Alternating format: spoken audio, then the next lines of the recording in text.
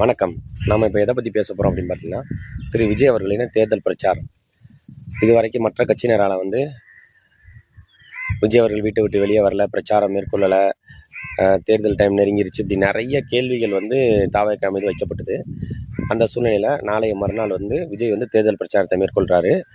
அதற்கான அனுமதி கடிதம் தேர்தல் ஆணையத்திடம் வழங்கப்பட்ட போது, தேர்தல் ஆணையர்கள் ரோட் ஷோவுக்கு அனுமதி மறுக்கப்பட்டிருக்கு. மேலும் பிரச்சாரத்திற்கான அனுமதி வழங்கியிருக்கிறாங்க. நாளைய மறுநாள் சென்னையில் உள்ள 4 சட்டமன்ற தொகுதிகளுக்கு தன்னுடைய சட்டமன்ற வேட்பாளர்களை ஆதரித்து திரு விஜய் அவர்கள் பிரச்சாரம் மேற்கொள்கிறாரு. அது எந்தெந்த தொகுதிகள்னு பார்த்தீங்கன்னா, பெரம்பூர், குளத்தூர், வில்லிவாக்கம், விருகம்பாக்கம் ஆகிய தொகுதிகளில் டிவிகேவோட வேட்பாளர்களை ஆதரித்து தலைவர் விஜய் அவர்கள் பிரச்சாரம் மேற்கொள்கிறாங்க. எத்தனை அனுமதி மறுக்கப்பட்டாலும், எத்தனை தடைகள் வந்தாலும், தாவேக்காவின் வளர்ச்சி என்பது இருக்குது அப்படிங்கிறத இந்த தேர்தல் முடிவுகள் தான் நிர்ணயிக்கணும்.